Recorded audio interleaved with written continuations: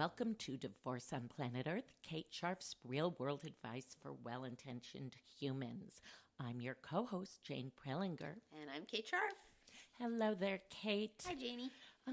We're sitting here in the world headquarters of Divorce on Planet Earth in the nation's capital. Kate, it's been raining for about 2 straight weeks, and it has no sign of stopping. DC, our headquarters are one big mud puddle. It's disgusting. I'm actually building an ark, seriously. Oh, Kate. Yeah, I mean, maybe that's a little presumptuous, but you can come. Am I allowed? Do I have to have a double?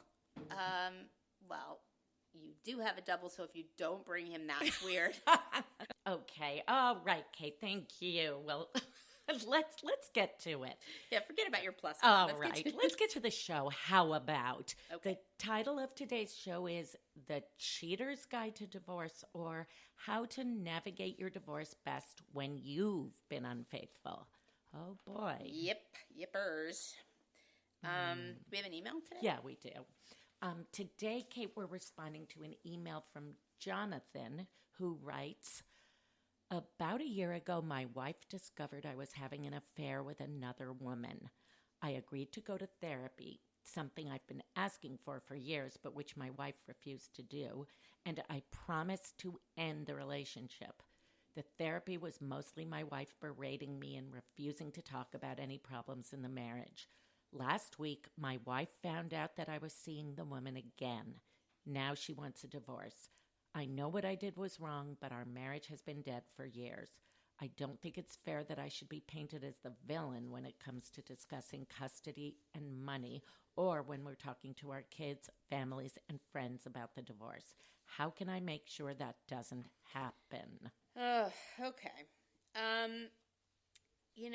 There's a lot in that email that is important, right? That, Jonathan feels like he, really tried to get his wife to work on the marriage and she resisted, and he probably would say, if we asked him, that the affair was because he was so lonely or he didn't know how else to get to her or, get her attention. But then he went, and okay, even if the therapy didn't feel helpful, then he went and did it again. Yeah. And, that's a problem. That is sort of not facing the difficulties in the marriage in a way that is direct. And that happens. It's very difficult to accept or to face the limitations of your ability as a couple to get healthier. But the truth is that there are a lot of ways to end a marriage, and they all kind of stink.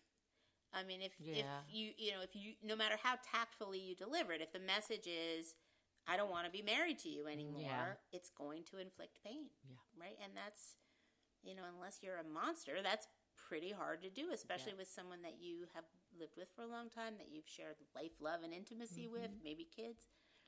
So, and most of us have been dumped at some point in our lives, and we know how horrible it is. Yeah. It's a kind of a nightmare, right? It's a nightmare when you're 12. It's really a nightmare when you're 45. Right. And I'll tell you, it's a nightmare when you're 70. No. And it's happening more and more at older ages. But the idea of being replaced, right? That's like a new level of hell. Yeah. It really is. And that is why cheating is kind of a game changer in divorce. And maybe that doesn't feel fair, right? Maybe, like Jonathan, even though you had an affair, you really don't want to be painted as the villain because, your marriage has been rocky, or you feel you've been mistreated by your spouse, and you might sort of wonder, well, why is everyone pointing the finger at me all of a sudden? Yeah. And, it's a reasonable question, but I'm not the morality police. I think you and I have been very careful to say that, there are lots of ways of looking at a situation. It's not useful for us to take a position particularly. And I don't really have fixed positions, quite honestly, on most things because of, the fact that every situation is different. Yeah. And, every decision is fraught in its own ways. But there really are reasons why infidelity is kind of the trump card in our society, or it's thought of sort of as the trump card of bad marital behavior. If infidelity, was a part of the story of your breakup or landed the fatal blow, yes, then you're in for, a little bit tougher sledding than you might be otherwise. And I think you owe it to your spouse, to your kids if you have them, and to yourself to kind of dial up your emotional awareness of that fact and sort of think about, why cheating feels as serious as it does to everyone involved. And, maybe we can talk about some things to keep in mind if you're facing that scenario in which you've been unfaithful and, you're facing a split, whether because your spouse has now said I'm done, or because you have, or even you both agree that you can't come back from this. So to talk about some things to keep in mind and to anticipate, and perhaps some strategies. We can talk about some strategies for making smoothing the way as much as possible, making the divorce go as well as it can, given this event having happened for everyone involved. So I think I'm just going to say a couple things about why I think cheating, has become the trump card in the way we think about it culturally, why it's so serious for people in a way that other things are important too. Emotional and physical abuse are probably more important in a way, are more important. And they are, actually they're the trump card. Yes. But I'm talking about things within the realm of kind of ordinary marital behavior. Right. I'm really not talking about that sort of criminal unacceptability of abuse. The thing is that, if you know that your spouse has had sex with somebody else, then you are going to be facing these horrible, intrusive mental images of the act. Yes. And those images in your mind of your partner being intimate with someone else are absolutely torturous. Absolutely. And they don't go away. They come unbidden. They run like a loop. And in a funny way, we if you're at the receiving end of this, if you're the person whose partner had an affair, you will actually kind of try to think of all of the various horrible scenarios. Yeah, that's so the places true. they were, and it, it's sort of a self-inflicted version of pain, but it makes sense that you would do that, and it's horrible. You think, well, were they in our beach house, and is that ever going to be a safe place for me again? That kind of thing. The other thing is that cheating involves public humiliation, or at least it can feel like it does. Yes. It shouldn't, but it feels like it does. Yes. And there are certain things that can make that worse, like your spouse picking a much younger person, or a more, you might feel they're more professionally successful person, but it just is. It can feel like embarrassing. Oh yeah. It isn't an actual reflection of anything that wrong with the person who was cheated on, but it can really feel embarrassing. Oh, terrible. Especially if it's kind of publicly known. And I'm thinking about all of the Ashley Madison wives, where there's this sort of like, online stuff online cheating that becomes public. That's sort of the worst. That's the worst version of this. But even if it's not actually public, it can feel pretty bad. Very importantly, cheating is a violation of trust on a really fundamental level. And so, it's just a kind of primitive betrayal. And therefore, for the cheated on spouse, it kind of calls into question all your past behavior. Yes. And all your past promises. And it plants the question in the cheated on spouse's mind that is the worst question in the world. Which is, did you ever love me? Oh, yes. I mean, that's the cruelest thing you can say to someone in divorce is, I never really loved you. Oh, yes. So to have wonder that is horrible, because it makes you question your entire life narrative up to that point. Right. The whole story of your life.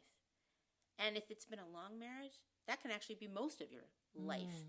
And this is this feeling of your life being turned upside down because the person that you depended on and trusted the most, it turns out to be, in a way, kind of a whole other person. Or at least that's the experience of it. It really is unbelievably destabilizing in a way that nothing really else is. And if you're a person who has a history of betrayals, if you're a person who came to the marriage having been betrayed by other people who were important to you. Perhaps you had a parent who had an affair. Or, you've had other painful breakups that involved infidelity. Or it doesn't even have to be infidelity. It could just be another kind of betrayal. Right. Then this is going to feel kind of even worse. Right. Because it's a re-traumatization. Absolutely. It stirs up a whole bunch of other stuff, and it all kind of feeds on itself, and it contributes to this feeling that the world is just not the place it should be or that you thought it was. And I'm just going to hope that you are then coming in to do some therapy to think about this. You hope that for people. Yeah. And sometimes, the therapy in the beginning is mostly just supportive therapy. To deal with the current situation. Yeah, I don't think that's the moment where you think, is there something I'm doing? Am I repeating a pattern? There's time for that in the future. But you need to deal with the immediate. I think you need to be supported in how, whatever it is, the anxiety, the depression, the anger, the resentment, the fear, all of that, and not necessarily put pressure on yourself to understand your own contribution in that moment. Okay, so here are some thoughts I put together, just some things to keep in mind if your infidelity is a big part of the reason for your divorce, or is the thing that you're identifying as the reason for the divorce. First thing I would say is get ready for the emotional tsunami. It's coming. Especially in the early months, your partner, your future ex-partner, is going to be very emotionally volatile. You're going to experience a lot of intense emotions, and that they'll roller coaster all over the place. It's really, really confusingly common for there to be days when your spouse kind of acts like the best version of themselves. They sort of invent themselves as the spouse you always wish you had. And you start questioning, like, what? Why am I doing this? Yes. And that's what it's intended to do. And this your spouse is desperate to keep you, and this is not inauthentic. It's just unsustainable, right? That your spouse will suddenly, if you haven't had sex in 6 years, they'll be buying lingerie, or. They haven't wanted to do anything social with you in a long time, but will suggest a dinner party. Will just be generally more solicitous. And then the next moment, they'll think you're evil incarnate.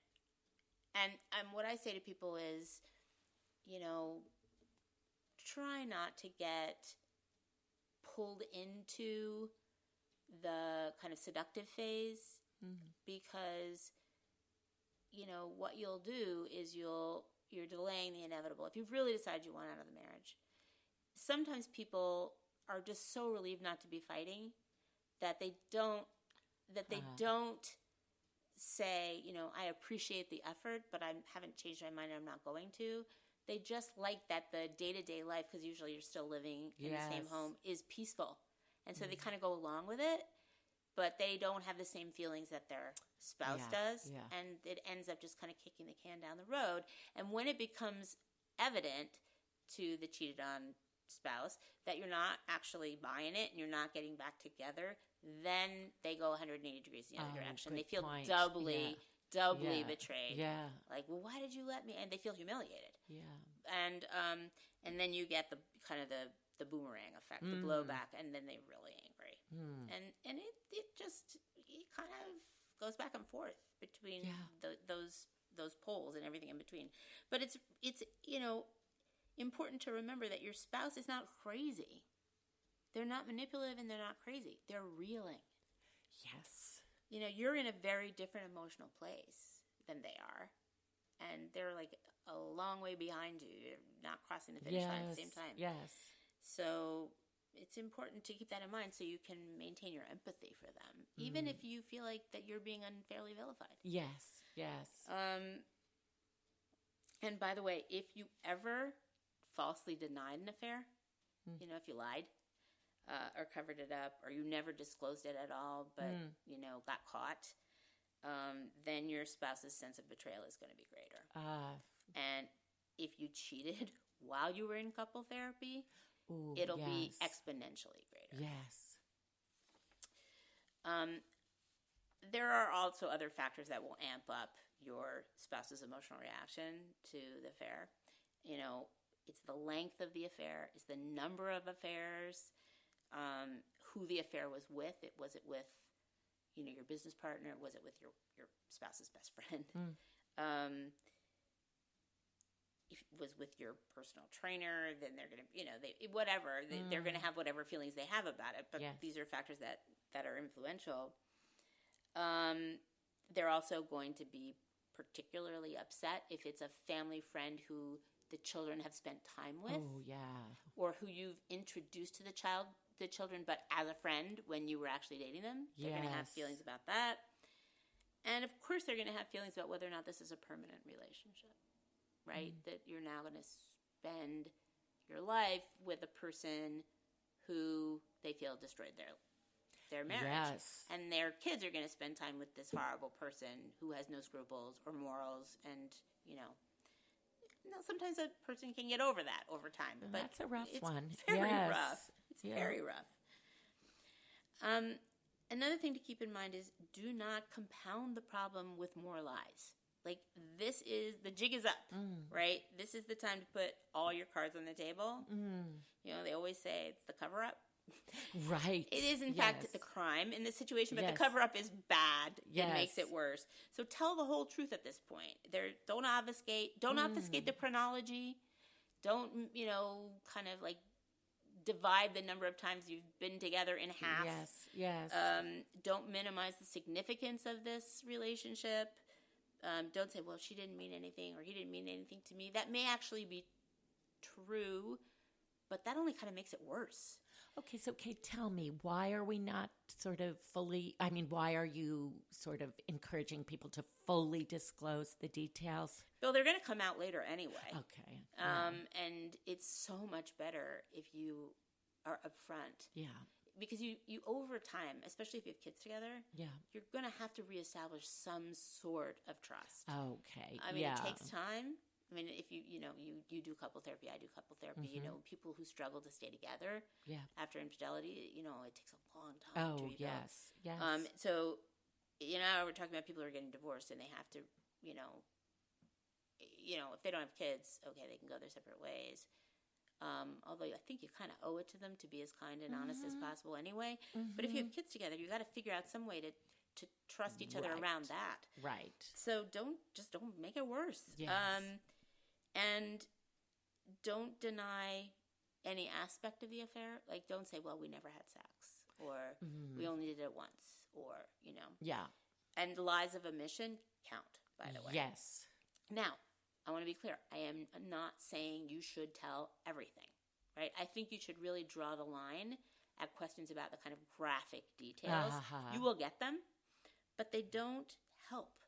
Yeah. Right? There's a big difference between admitting you were not alone during that business trip. Yes. And answering the question, okay, but which of us is better in bed? Yes. Because even if your spouse pushes, nobody really benefits if you share more than just the basics of who, what, where, and when. Right.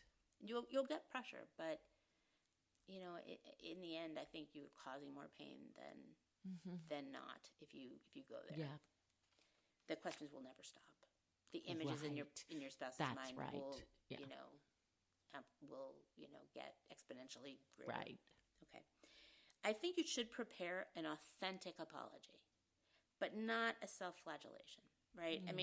You should figure out, like, what are you actually sorry for? And what you're not sorry for. Your spouse may think you should be sorry for a lot more than you actually are, but you are entitled to feel that your marriage was kind of doomed even before you cheated. Now, on the other hand, you picked a destructive way out. You picked a crappy way out. So there's this problem, what to say. I mean, if you proffer a kind of artificial, you're right, I destroyed our family and I deserve to be punished, it might gratify your future ex in the moment, but they're not going to buy it over time. So I think you should stick to something truthful. Like, I'm sorry, I ended the marriage in a hurtful way that was really unfair to you. I wish I had done it differently. I wish I'd made different decisions, but I actually think divorce is the right decision. But I'm going to be honest with you going forward. I commit to that. Now, your ex may not think that's enough. They probably won't, but because it's real, it's authentic to you, you'll be able to sustain the message. Yes. Does that make sense? Yes, that's actually really important. Okay, so here's an important point that people don't necessarily think about. It's really important that you protect your family from your giddiness. Kate, yes. The endorphins that are generated by your newfound love and your lust probably will anesthetize your pain about the losses involved in divorce. Yes. But they're going to double the pain of those around you. So your spouse is going to find your happiness insulting and unfair beyond bearing. Yes. And your kids might not be as consciously aware of the impact of your happiness or whatever it is that you're feeling.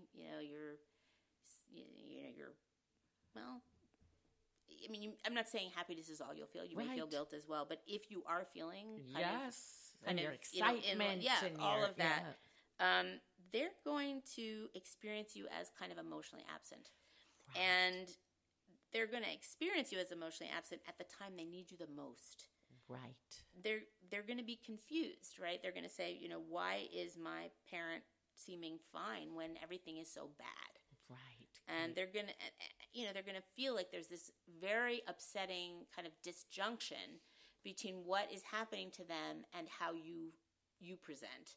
And they will feel dumped. They will feel dropped. They will feel abandoned. Yes. And they may feel inhibited from expressing the truth of their feelings. Okay, right? I've never really heard it put like that before, but I find that very helpful because it does happen, and it takes some self-control while you're so giddy to understand that people are suffering. It's really hard, and it's really, really important. The other thing that kind of follows from that is that if you can do this, and people struggle and fail all the time, but I'm still going to say it, keep your paramour away right now. I mean, your family's emotional plate is already really full. And if you pile on the idea of a new partner, it's going to overflow. It just is. And so even if your kids already know about your affair, if you can postpone introductions until they've adjusted to living in two homes, it's better. You may feel you can't do it. You may be getting counter pressure from your new partner, or, you may be already making plans to live together. Okay, then we'll have a different conversation about, another day about, okay, you're doing this thing that, is really too much to ask for your kids, but to handle, but you're doing it. Let's figure out the best way to do this thing. Right. But, another important piece of this is that if your spouse is, having to deal with your new partner, and, encounters them at a Little League game or something, at this point, heads are going to roll. It's not going to be pretty. Yes. And it's understandable, right? Okay. Another thing is really try to stay calm, because cuckolded people say very, very threatening and scary things some days of the week. And, they will say things like, okay, you're never going to see your kids again. Right. I'm going to tell them everything that you did, and they're never going to want to see you again.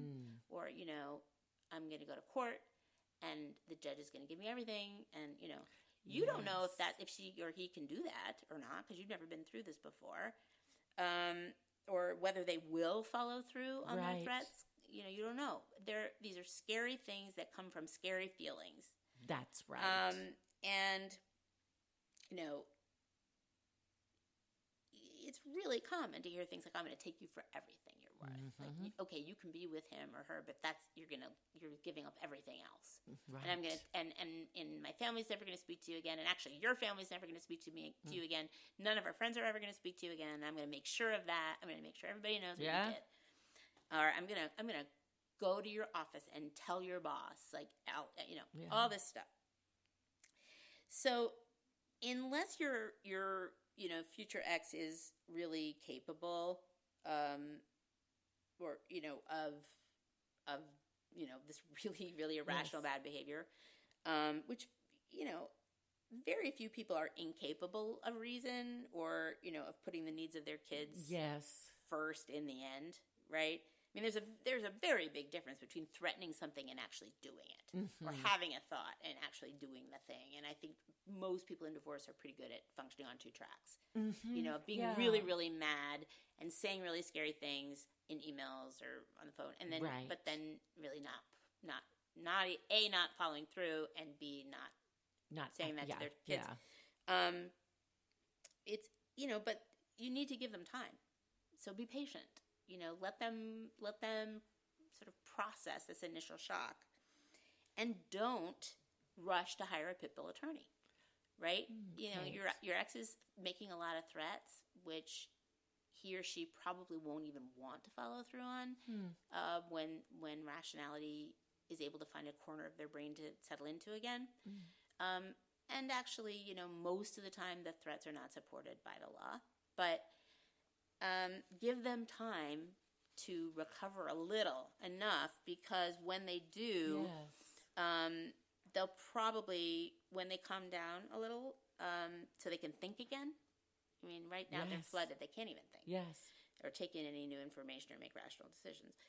At some point, they're probably going to be likely, to be open to some kind of out-of-court process. Most people are. And so it's best to set the stage for a kind of constructive co-parenting relationship by, ending up hiring an attorney who prefers to keep things peaceful. So if you can just hold back a bit, no matter what they say, even if they're consulting a pit bull lawyer, it doesn't mean that's where they're going to land. Right? So this is a little bit different. This is sort of a, give yourself a break comment. A bad decision doesn't make you a bad parent. So while your behavior will have an impact on your kids, you didn't cheat on your kids, but you did something destructive that has an impact on the whole family. But it doesn't impact your kids in the same way that it impacts your spouse. And you've exercised some bad judgment, but your kids still really need you. Right. So don't stay away from them out of guilt. And don't let shame hobble you in, discussions about time-sharing schedules with your kids. Okay, really important and point. Don't say to your kids, like, I did a terrible thing, I destroyed our family. Like, don't say that. They don't want to hear that. Because, as we've said many times on the show, they're identified with you. Right. And they can accept that you did a destructive thing that you wish you had done differently, that you feel like you made a kind of a mistake, but the situation is more complicated than that, and you are still, worthy of being their parent. Right. And capable That's of being super their parent. important. Yeah. Right. Now, I want to say this as a kind of disclaimer before I say the next thing, which is do not agree. And it's really important that I say this as a non-attorney. Don't agree to anything, even interim agreements with your spouse on money or kids, any kind of a schedule, without talking to a lawyer first, because there are some early decisions that you can make that will have implications, potential legal implications going forward in unhelpful ways. So I just want to say you always should talk to a lawyer before you do anything, even something experimental or short-term. Okay, very important. Talk to a lawyer first. Talk to a lawyer first, and, in a future episode, we're going to talk about how to find a good one. But if your attorney says it's okay and supports this approach, then I think there are many situations in which you might do best to not insist on everything you want right away. So, it's because it's, as I said, it's very normal for cheated on people to not be able to think clearly or really have rational discussions. Yes. So, a recently cheated on spouse is going to have a lot of difficulty engaging in productive discussions about kids and money.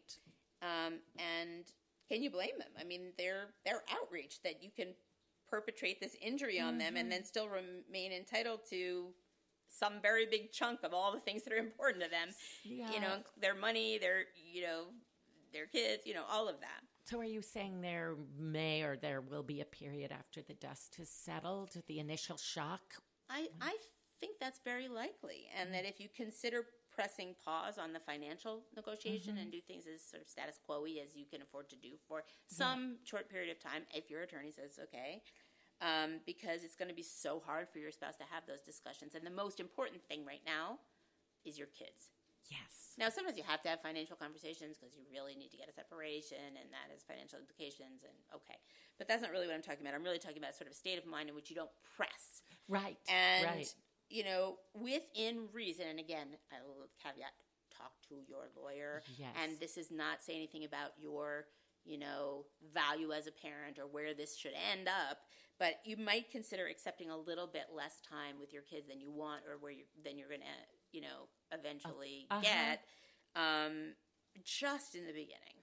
Now, we're going to get all kinds of emails from dads in particular saying, it's always the dad that doesn't get enough time. And actually that's, statistically has been historically true, although it's changing. And I'm not saying that I support that. I'm saying regardless of who had the affair, what gender they are, the other person may not be ready to talk about, where the end game.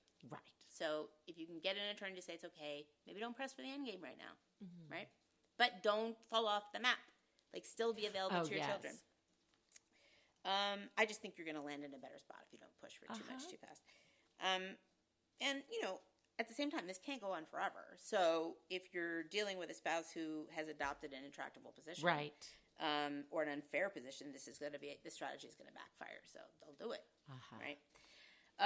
Okay. I think I sort of have a final thought, which is, there is no such thing as an emotional free lunch. And, whether your affair was fleeting or ends up in sort of happily ever after, you are also going to need to grieve your losses. Oh, yes, absolutely. And sometimes after the initial excitement really kind of starts to wear off, there's a lot of grief. Absolutely. You can only kick the can down the road for so long, right? So if you are not already in therapy at the point at which you, I don't know, at some point, when you're having the affair or when you're dealing with separation, it's a good time to start. And while you're at it, sort of try to learn what you can about why you chose cheating over a more direct or constructive approach to dealing with your relationship problems. Because it always turns out to be what we don't understand about our problematic behaviors that causes us to repeat them. And I would really not want you to have to be re-listening to this podcast in 5 years. Right? Right. Listen to some of our newer ones, please. Yeah, right. No, really important point, Kate. Okay. Spliticism time. Spliticism time. This is where we close the show by sharing helpful divorce tidbits. Indeed. What you got? Okay, my spliticism for the day. Even though the divorce rate is 50%, when it's you getting divorced, it feels like you're the only one. You look around and you can't find one single divorced person in your social circle or in your kids' social circles. First of all, Kate, you're not the only one. A lot of these folks are already on their second marriages, actually. True that. But really, if you can find a friend or a friend of a friend who's made a good adjustment to divorce and is willing to have coffee with you to talk about how they weathered the storm, do it. It'll help you feel more normal.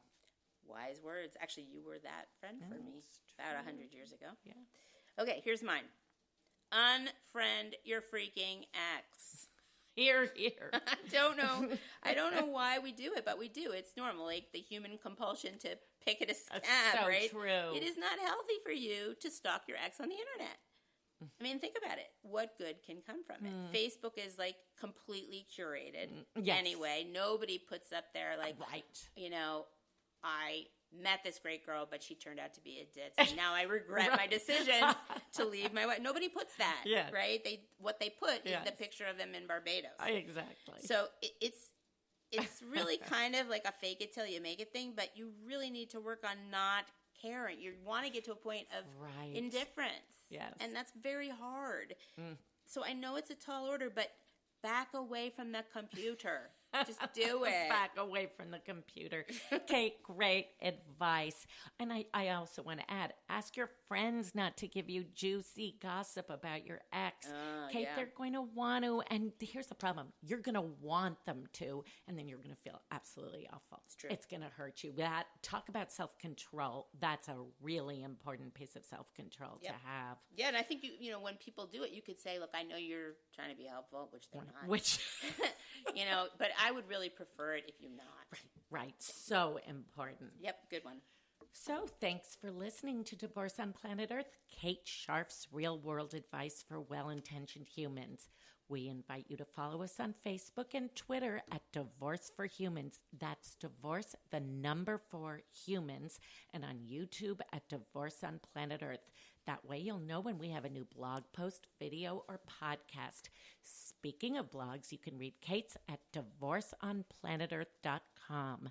And if you have a general divorce question or an idea for a show topic, please write to us at info@divorceonplanetearth.com. We would love to hear from you, and we promise not to share your personal information, including real name and email address. Please remember that the ideas we share here can never fully address anyone's listener's specific situation and are not offered as therapy or divorce coaching and are not intended as a substitute for clinical services. Divorce on Planet Earth is produced by Eric Pagero. Our music was composed by Ben Kaunitz. I'm your co-host, Jane Pralinger. And I'm still Kate Sharf. Talk to you next time.